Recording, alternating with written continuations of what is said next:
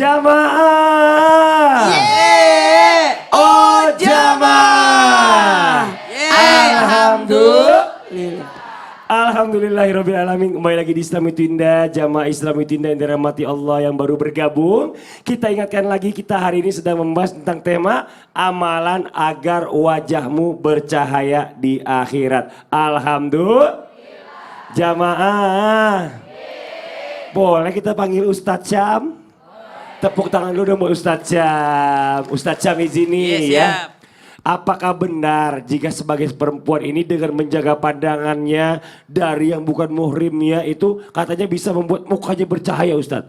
Nah berarti orang-orang yang sering curi-curi pandang. Curi-curi pandang. Ada lagunya, curi-curi pandang gitu ya.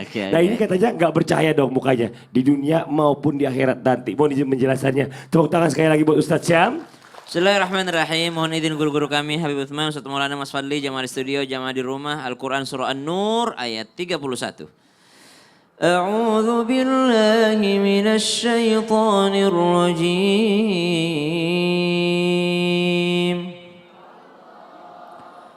Wa qul lil mu'minati yaghdudna min absarihin ويحفظن فروجهن ولا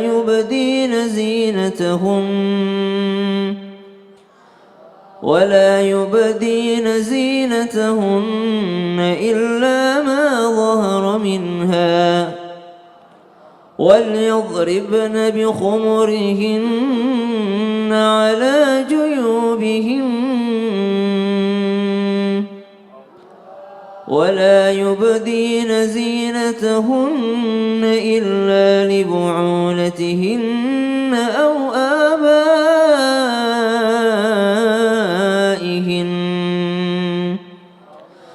أو آباء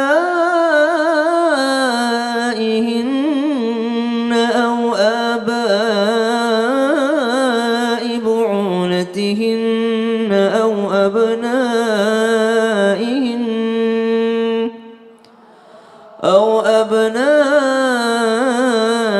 بعولتهن أو إخوانهن أو بني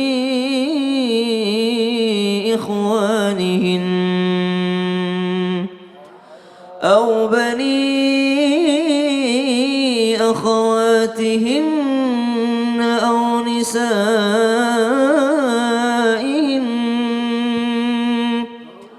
أو ما ملكت أيمانهن أو التابعين غير أولي الإربة من الرجال أو الطفل الذين لم يظهروا على عورات النساء.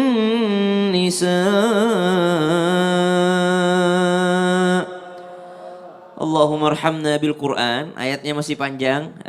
Ini ayat panjang menjelaskan tentang bagaimana menjaga pandangannya seorang wanita dan menjaga pandangannya seorang lelaki yang beriman dan juga wanita yang beriman kepada Allah Subhanahu wa taala. Lalu banyaklah di luar sana yang protes, kenapa ini kan ada hak asasi manusia, hak perempuan, bebas berpakaian gimana pun bebas. Ini yang dipanggil yang beriman saja. Kalau tidak beriman tidak usah protes. Ini yang disuruh ini yang beriman saja sudah. Jadi kalau merasa sudah beriman, taat dan patuhlah sama perintah Allah Subhanahu wa taala. Kalau dikatakan menundukkan pandangan apakah bisa membuat cahaya? Maka jawabannya bisa, dunia wal akhirah. Pernah dengar sahabat Nabi yang dikasih gelar karramallahu wajhah, yang Allah memuliakan wajahnya. Siapa itu? Sayyidina Ali radhiyallahu anhu wa ardhah, karramallahu wajhah. Kenapa? Karena dalam riwayat disebutkan salah satu kelebihannya Sayyidina Ali tidak pernah melihat aurat.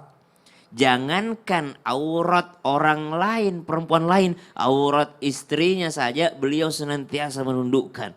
Jangankan aurat istrinya, auratnya sendiri saja dia tidak mau lihat secara langsung. Makanya Allah muliakan wajahnya. Masya Makanya Allah. diberikan cahaya oleh Allah Subhanahu wa taala sebagai seorang sahabat Nabi dan sebagai orang yang senantiasa hanya memandang sesuatu yang baik-baik saja, Iya. yaitu memandang wajahnya baginda Nabi besar Muhammad Masya Allah. sallallahu alaihi Jamal, wasallam. tepuk tangan buat Ustaz Syam. Nah sekarang waktu kita memberikan kesempatan buat jamaah studio mewakili di rumah untuk bertanya sama guru-guru kita. Tapi sebelumnya kita masuk dulu ke segmen Tanya dong Ustaz. Kami semua tanya dong Ustaz. Oke boleh ya mau bertanya silakan angkat tangannya. Ayo. Wah ini bapak dulu nih yang di atas nih. Yang pakai rompi. Coba kita lihat ini.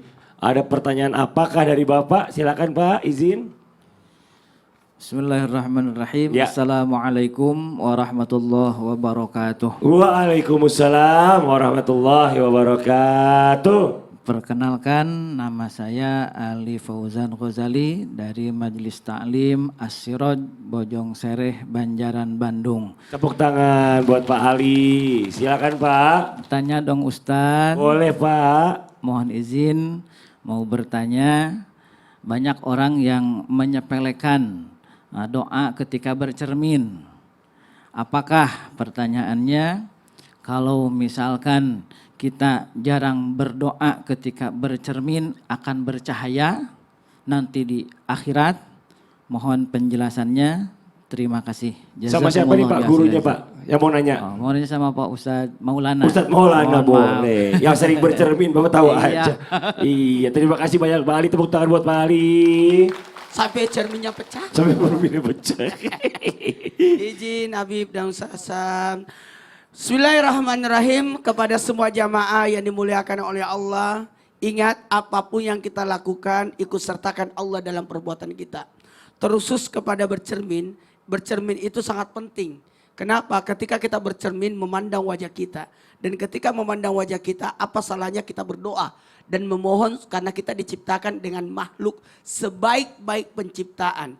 Makanya kalau bercermin bacalah doa Alhamdulillahi Allahumma kama asanta halki pasin huluki. Ya Allah Alhamdulillah segala puji bagi Allah. Ya Allah sebagaimana engkau telah ciptakan aku dengan baik maka perbaikilah akhlakku. Maka ada dijelaskan bahwa gini kita diciptakan sebagai apa? Ulangi, kita diciptakan sebagai apa? Manusia, maka bersifatlah seperti manusia. Sekali lagi, maka bersifatlah seperti manusia. Maka kita berdoa, ya Allah sebagaimana engkau telah menciptakan aku dengan wujud manusia, maka jadikanlah aku bersifat manusia.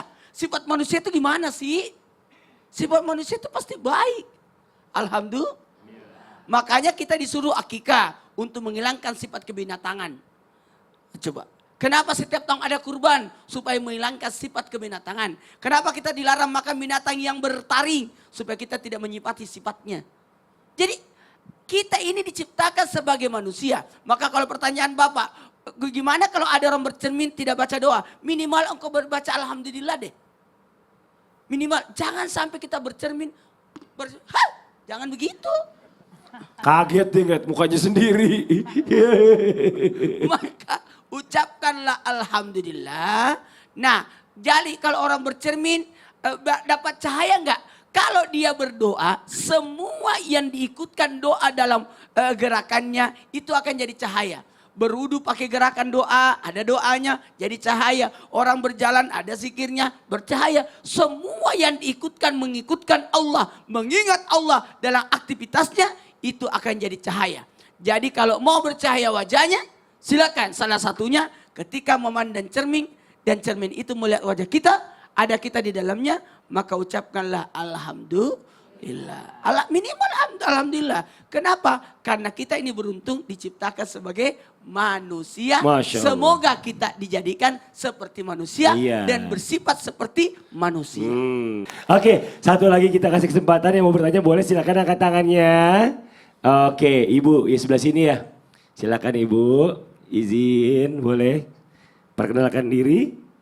Bismillahirrahmanirrahim. Assalamualaikum warahmatullahi wabarakatuh. Waalaikumsalam warahmatullahi wabarakatuh. Perkenalkan, nama saya Ibu Yeti dari Majelis Taklim Asyirod, Bojong Sereh, Banjaran, Bandung. Masya Allah, tepuk tangan dong.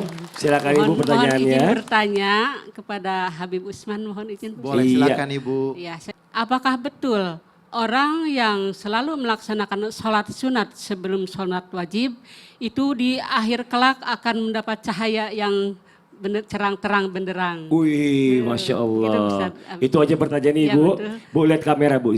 Nah, ini keluarga di rumah dada-dada Bu. Iya, makasih banyak Ibu. Demikian pertanyaan saya. Assalamualaikum warahmatullahi wabarakatuh. Waalaikumsalam warahmatullahi wabarakatuh. Habib, punten Bib, dijawab Bib, Fadol, silakan. Makasih banyak. Ustaz Syam, Ustaz Maulana. Bismillahirrahmanirrahim. Allahumma salli ala Sayyidina Muhammad wa ala ali Sayyidina Muhammad. Ketika seseorang berharap akan cahaya dari Allah Subhanahu wa taala, wajahnya bercahaya. Ada yang dijelaskan tadi aksar wudu, banyak wudu. Ada juga dijelaskan aksaru sujud, banyak wujud. Wujud apa sujud? Oh, sujud. Aksaru sujud, banyak sujud. Maka ditandanya atau yang membedakan antara umatnya Nabi Muhammad dengan umat-umat yang lain adalah banyak wudunya, banyak sujudnya. Di sini dijelaskan bahwasanya, pertanyaan Ibu Masya Allah tadi itu. Apakah sholat sunnah akan mendatangkan cahaya di wajahnya? Apakah sholat sunnah berwajahnya ini bercahaya? Ya kan? Wa qala Nabi sallallahu alaihi wasallam rakaatul fajr khairun minad dunya wa ma fiha. 2 rakaat salat sunnah fajar. 2 rakaat salat sunnah fajar. Diawali dengan salat sunnah fajar. Dapat dunia beserta isinya. Bahkan dia lebih baik daripada dunia beserta isinya. Dan bahkan dijelaskan dia mendapatkan ridhonya Allah Subhanahu wa taala, keberkahan yang tiada tara. Bukan hanya wajahnya bercahaya, hatinya pun bercahaya. Bukan hanya hatinya bercahaya, maka niscaya pikirannya lebih jernih dan lebih bersih. Diawali dengan 2 rakaat salat sunnah qabliyah subuh atau salat sunnah fajar. Dilanjutkan setelah salat subuh, dia lanjutkan kembali waktunya duha, dia salat duha. Ada yang 2, 4, 8, ada juga salat duha yang 10 rakaat. Ada yang berapa lagi? 12. Ada yang 12 rakaat. Dan setelah itu Qobliyah Juhur, ada yang 2 rakaat, ada yang 4 rakaat. Ba'diyah Juhur, ada yang 2 rakaat, ada yang 4 rakaat. Qobliyah Asar, 2 rakaat dia salat. Ba'da Asar, nggak ada Qobliyah, nggak ada Ba'diyah. Qobliyah Maghrib, ada lagi Ba'diyah Maghrib.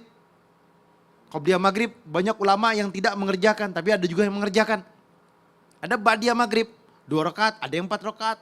Qobliyah Isya, Ba'diyah Isya, 2 rakaat, 2 rakaat, ada yang 2 rakaat dan tambah 2 rakaat lagi ba'diyahnya. Dilanjutkan dengan Qiyamul Lail. Qiyamul Lail berapa rakaat? Ada yang 20. Ya kan? Ada yang 30, ada yang 40 rakaat. Bismillah, dikerjakan. Ini yang membedakan antara umatnya Nabi Muhammad dengan umat yang lain. Wajahnya bercahaya, hatinya bercahaya, pikirannya bercahaya, jiwanya selalu mencari ridhonya Allah Subhanahu wa taala, jauh daripada makruh. Jauh daripada perbuatan makruh. Siapa orang yang sholat sunnahnya dia jaga, maka dia tertinggal daripada kemakruhan. Siapa orang yang tidak tinggalkan sholat wajibnya, insya Allah dia meninggalkan daripada yang haramnya. Jadi kalau melihat orang yang sholat sunnahnya dia rajin, wah dia makruhnya insya Allah dia tinggalkan. Ada orang yang sholat wajibnya Masya Allah luar biasa, dia haramnya ditinggalkan sama dia. Karena inna sholata tanha 'anil fahsya'i wal munkar. Salat itu mencegah daripada perbuatan keji dan munkar. Lihat seseorang teman kita, keluarga kita, lingkungan kita. Qobliyahnya bagus, ba'diyahnya bagus. Salat sunnahnya bagus. Ini manusia insya Allah jauh daripada perbuatan makruh. Karena apa? Karena salat sunnah itu insya Allah meninggalkan yang makruh. Oh ini Masya Allah. Wajibnya dia jalankan, ba'diyahnya dia jalankan, qobliyah dia jalankan. Ini manusia berarti meninggalkan yang haram, yang makruh. Ya, Masya Allah. Amin ya Rabbal Alamin. Terima kasih banyak Habib, tepuk tangan dong buat Habib Usman, terima kasih banyak. Dari buat jamaah Islam itu yang ada di rumah, kita punya info menarik dari Ustadz Maulana. Saya panggil dulu Ustadz Maulana aja mohon izin. Nah, ada nih info menarik nih. Nih, dari CT Arsa Foundation terus berupaya memutuskan rantai kemiskinan melalui pendidikan yang berkualitas dan kesehatan yang optimal. Maka kami mengajak kepada siapapun yang peduli untuk ikut berkontribusi meringankan beban mereka melalui doa dan sedekah yang terbaik dengan men-scan QRIS atau KRIS ya, CT Arsa Foundation yang ada di bawah ini. Biasanya di sini nih Ustaz. Ya, di sini. Sini. Sini. Ya udah. Ayo bersegera cepat ya, supaya kita ada andil dalam pendidikan dan kesehatan yang optimal. Kalau gitu saya donasi dulu ya. Ustaz tutup dulu acaranya, ya sebentar. Hebat banget Fadli, langsung loh. Jangan kemana-mana, cepat. Jangan sampai terlambat. Setelah yang satu ini kita akan bahas lagi ya. Jamaah, alhamdulillah. Siap.